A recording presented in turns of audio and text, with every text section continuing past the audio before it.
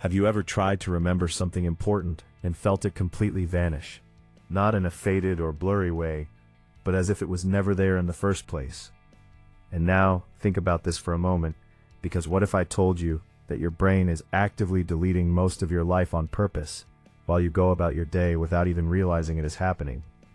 It sounds scary at first, almost like something is broken inside your mind. But the truth is much more surprising because this is not a flaw at all. It is actually a survival strategy that your brain has been refining for your entire life in order to keep you functioning without being overwhelmed by everything you experience.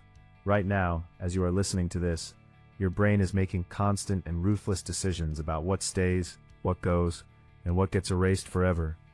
And the most unbelievable part about all of this is that you do not even notice this process happening in real time, because it operates silently in the background. So the real question you should be asking yourself is, what exactly makes your brain decide that something is worth remembering or worth losing? Because once you truly understand that mechanism, you stop being controlled by your memory and you begin to take control over it. Every single second of your life, your senses are being flooded with millions of bits of information, such as colors, sounds, faces, words, and emotions. And the simple truth is that your brain cannot store all of it, because if it tried to do that, it would collapse under the sheer weight of everything you encounter. Because of this overwhelming input, your brain filters information aggressively, and out of everything you experience throughout your day, about 90% of it will never make it into your long-term memory. Not because it was meaningless in the moment, but because your brain did not consider it important enough to keep for later. If you try to think about yesterday right now, and remember what you ate for lunch, what color shirt the last person you talked to was wearing, or the exact words someone said to you, you will probably hesitate, guess, or fill in the gaps without even realizing it. What you are doing in that moment is not true memory, but reconstruction, because your brain is not a recording device that stores perfect copies of reality, but rather an editor that cuts, trims, and reshapes information constantly. Like any editor, your brain removes what it considers unnecessary, which leads to something even more fascinating, because your brain does not actually care about accuracy as much as it cares about efficiency and survival. If an experience does not trigger emotion, novelty, or meaning, your brain quickly labels it as disposable, deletes it, replaces it, and moves on without hesitation, which is why entire days of your life can feel like they disappeared, as if they never existed. Routine is one of the biggest enemies of memory, because when everything feels the same, your brain stops paying attention and shifts into autopilot mode, where it assumes there is nothing new worth storing. You wake up, check your phone, eat, work, scroll, sleep, and repeat the same pattern over and over again, and your brain responds by saying that it has already seen this before and there is no need to store it again. As a result, days begin to blur into weeks, and weeks blur into years, until one day you look back and wonder where all that time went, even though it did not actually go anywhere, because your brain simply chose not to keep it. But there is something important that most people never realize, which is that forgetting is not only about loss, but also about protection. Because if you remembered every single detail of your life, including every awkward moment, every mistake, and every painful experience, you would not be able to function normally.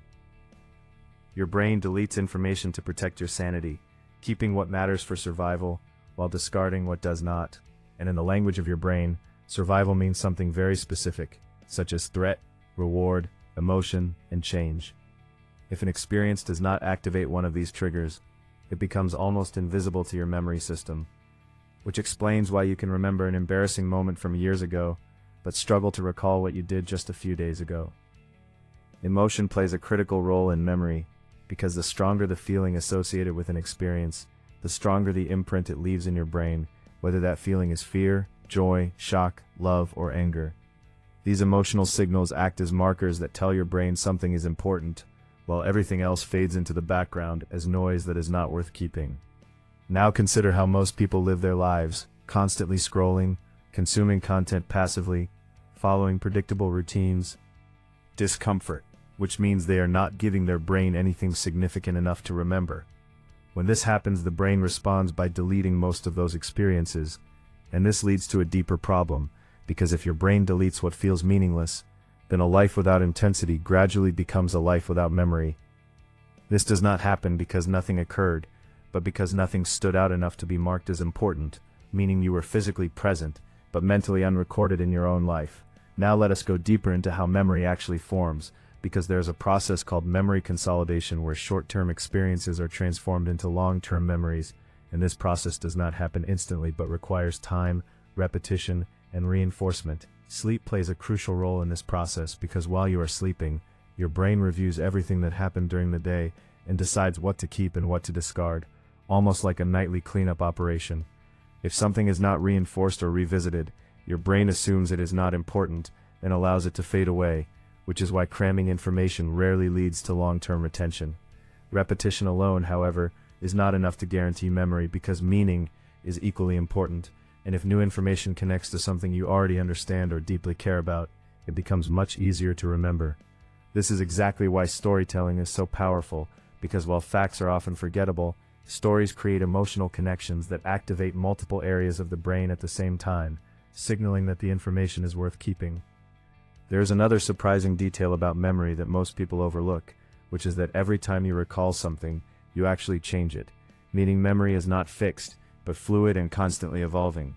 Each time you remember an event, your brain subtly rewrites it by adding details, removing others, and sometimes distorting reality, so over time your memories become less about what truly happened, and more about how your brain interpreted those events. This explains why two people can experience the exact same situation and later remember it in completely different ways, because memory is not an objective truth, but a subjective perception shaped by individual interpretation. Now ask yourself a deeper question. If your brain is constantly deleting, filtering, and rewriting your experiences, how much of your life do you truly remember accurately, and more importantly, can you influence this process? The answer is yes, because you can train your brain to remember more effectively, not by forcing it, but by understanding what it responds to, and giving it exactly that. One of the most powerful triggers is novelty, because your brain is naturally drawn to new experiences such as unfamiliar places, new people, and unexpected challenges, and when something feels new, your brain pays closer attention. This heightened attention increases the chances of forming strong memories, which is why time often feels slower when you travel or experience something different, as your brain is processing more information. Routine has the opposite effect, because it compresses time by reducing attention, leading to fewer stored memories and a sense that time is passing quickly. If you want to remember your life more vividly, you need to break patterns by doing things differently, whether that means taking a new route, learning a new skill, or changing your environment in small ways. Even minor changes can signal to your brain that something is different, prompting it to pay attention and store the experience more effectively. Another key factor in memory is focus, because attention acts as the gateway to memory, and if you are not fully paying attention to something, you are unlikely to remember it later. Multitasking weakens memory because it divides your brain's resources, preventing any single experience from being processed deeply enough to be stored.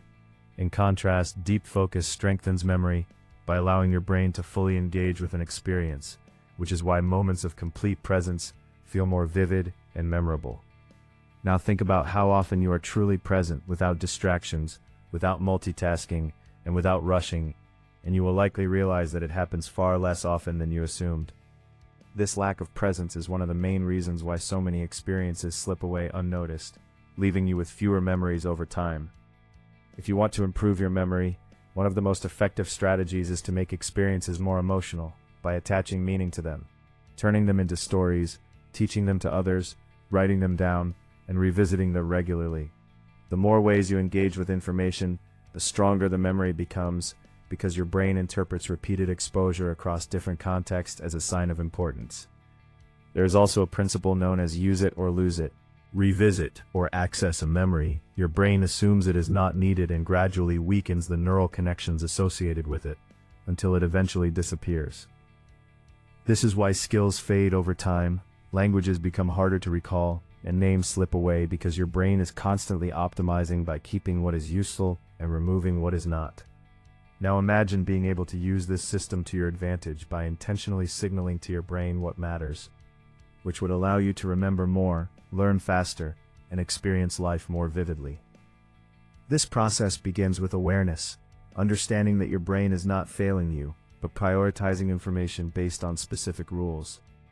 Once you learn those rules, you can start playing the game differently. By adding emotion, creating novelty, focusing deeply, and repeating strategically, you begin to influence what your brain chooses to keep.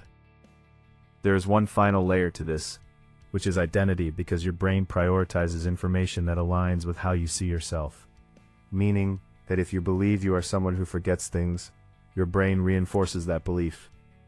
On the other hand, if you see yourself as attentive, aware, and mentally sharp, your brain adapts to support that identity by strengthening your ability to remember. Your identity shapes your attention, and your attention shapes your memory, creating a powerful feedback loop that determines how you experience your life. So the question you need to ask yourself is who you are training your brain to become, because every action you take sends a signal about what matters and what does not.